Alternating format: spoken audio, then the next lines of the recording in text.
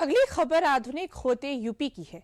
UP सरकार लगातार हर क्षेत्र में एआई के इस्तेमाल पर जोर दे रहा है ताकि आधुनिक तकनीक की मदद से विकास की राह को आसान बनाया जा सके।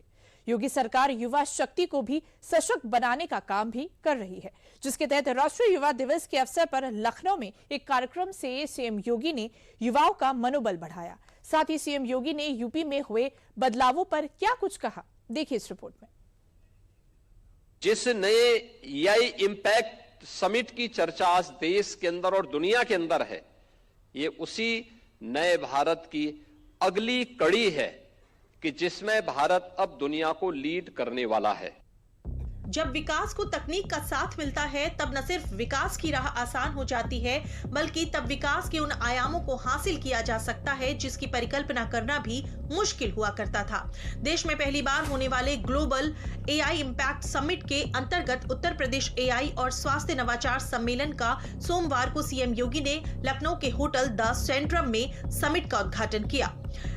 एआई हमारे लिए सुविधा है, वो हमारे लिए सहायक बनेगा, हमारे कार्यों को आसान बनाएगा, हमारे अप्रोच को एक नई ऊंचाई प्रदान करने में योगदान देगा।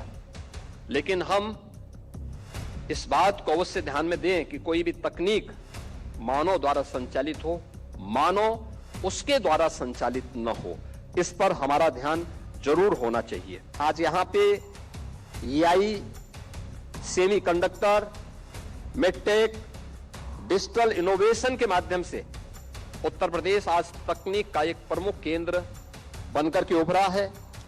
एआई का उपयोग केवल हेल्थ केयर में नहीं, बल्कि यूपी एग्रीज में भी हम लोगों ने इस दिशा में इस कार्य को पहले ही आगे बढ़ा चुका है और देश का पहला राज्य यूपी है जिसने वर्ल्ड बैंक के साथ मिलकर के इस कार्यक्रम को तेजी के साथ आगे बढ़ाया है।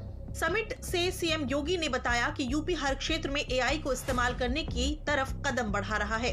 समिट में सीएम योगी आदित्यनाथ के साथ ही केंद्रीय राज्य मंत्री जितिन प्रसाद, उप मुख्यमंत्री ब्रजेश पाठक, राज्य मंत्री अजीत पाल भी मौजूद थे। जहां केंद्रीय राज्य मंत्री जितिन प्रसाद ने यूपी में एआई की संभावनाओं पर जोर दिया, वहीं डिप्टी सीएम ब्रजेश पाठक ने भी बताया कि कैसे एआई यूपी के स्वास्थ्य क्षेत्र को बेहतर बनाने के लिए मददगार साबित हो रहा है। यही नहीं, सीएम योगी ने बीते साल 30 दिसंबर को यूपी में एआई और तकनीकी आधुनिकीकरण को लेकर बड़े ऐलान किए थे, जिसकी जानकारी सीएम योगी ने खुद अपने सोशल मीडिया साइट एक्स पर योगी की पाती पोस्ट करके दी थी। सीएम योगी ने स्पष्ट कर दिया है कि आगामी वर्ष में सरकार का पूरा फोकस आर्टिफिशियल इंटेलिजेंस, सेमीकंडक्टर और डेटा सेंटर जैसे क्षेत्रों पर रहेगा। सीएम ने अपने संदेश में घोषणा की है, यूपी के 2 प्रमुख शहरों लखनऊ और नोएडा को एआई सिटी के रूप में विकसित करने की तैयारी है। इसके साथ ही देवर में 3,700 करोड़ रुपए में सेमीकंडक्टर यूनिट का निर्माण कार्य भी तेजी से चल रहा है, जो राज्य के औद्योगिक स्वरूप को पूरी तरह बदल देगा। वहीं राज्य की सुरक्षित डेटा सेंटर नीति के कारण वैश्विक निवेशकों में यूपी के प्रति भरोसा बढ़ा है।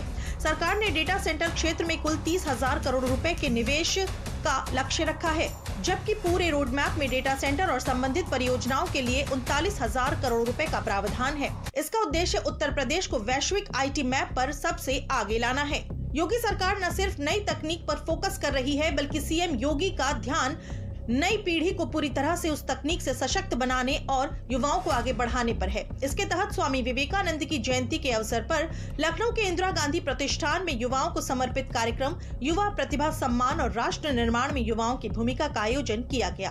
कार्यक्रम में सीएम योगी ने भी हिस्सा लिया और युवाओं का मनोबल बढ़ाया। युवाओं के रोजगार सृजन की दिशा में जो प्रयास मिशन रोजगार का चला है, डबल इंजन सरकार के द्वारा प्रारंभ किया गया है। अकेले उत्तर प्रदेश में हम लोगों ने 9 लाख युवाओं को सरकारी नौकरी दी है। 9 लाख युवाओं को सरकारी नौकरी। याद करिए, अब इसमें कोई सिफारिश नहीं चलती है, कोई पैसे का लेन देन नहीं होता है और महाभारत के रिश्ते वसूली करने के लिए भी नहीं निकल सकते। निकलेंगे तो जेल जरूर जाएंगे। युवाओं के साथ अब कोई खिलवाड़ नहीं कर सकता। कार्यक्रम में युवाओं को राज्य स्तरीय विवेकानंद यूथ अवार्ड से सम्मानित किया। इस अवसर पर खेलो इंडिया योजना के अंतर्गत 21 करोड़ की लागत से बने 5 मल्टीपर्पज हॉल का लोकार्पण एवं 3 ग्रामीण स्टेडियम का शिलान्यास भी किया गया। इस दौरान सीएम योगी ने अपने खास अंदाज में यूपी में हुए कायाकल्प की दास्तान सुनाई। अब कर्फ्यू नहीं है, दंगा भी नहीं है, अब तो यूपी में सब जगह चंगा है, हर व्यक्ति खुशहाल है, अपने कारोबार में लगा है, सुरक्षित माहौल में रह रहा है। अब चिंता काहे की, हर व्यक्ति अपने काम धंधे में लिप्त है, मजबूती के साथ आगे बढ़ रहा है।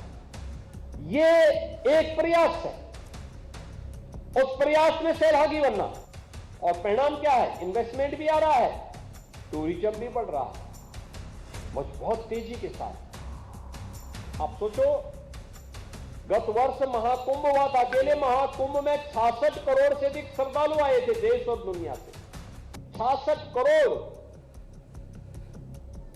और उत्तर प्रदेश में जहां पहले लाखों में भी लोग नहीं आते थे, अब 66-67 करोड़ लोग हमारे धर्म स्थलों में और हमारे जो टूरिज्म के स्थल है वहां पे आकर के यात्रा करते हैं।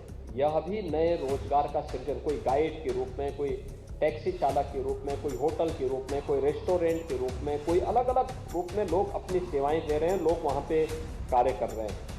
सीएम योगी ने शिकागो की उस धर्मसभा को भी याद किया जिस सभा से स्वामी विवेकानंद ने भारत की परंपराओं का ऐसा बिगुल बजाया था जिसकी आवाज पूरे विश्व में गूंजी थी। गुलामी के कालखंड में जब भारत अपने उस आत्मबोध से विमुख हो चुका था, विस्मृति के उस कालखंड में जी रहा था, तब शिकागो की उस धर्म सभा में स्वामी विवेकानंद ने घोषित किया था कि मैं भारत की उस परंपरा से आया हूं जिसने सदैव मानव कल्याण का मार्ग दिखाया है। यानी हमने किसी का छीना नहीं, हमने किसी को जबरन गुलाम नहीं बनाया। हमारे पास बल था, हमारे पास बुद्धि थी, हमारे पास वैभव था, लेकिन हमने किसी पर जबरन अपनी बात को थोपा कभी नहीं। क्योंकि दुनिया की कोई भी पीड़ित मानवता जब भी भारत के अंदर आई है तो भारत ने उसे उसकी विपत्ति के समय शरण दी है, उसका संरक्षण दिया है, उसके संवर्धन में अपना योगदान दिया है, और उस परंपरा का प्रतिनिधित्व मैं कर रहा हूं। उन्होंने कहा था कि जिसने सदैव मानवता के कल्याण का मार्ग दिखाया है, मैं उस परंपरा का प्रतिनिधित्व इस समिट में कर रहा हूं, और मुझे गर्व है कि मैं हिंदू हूं।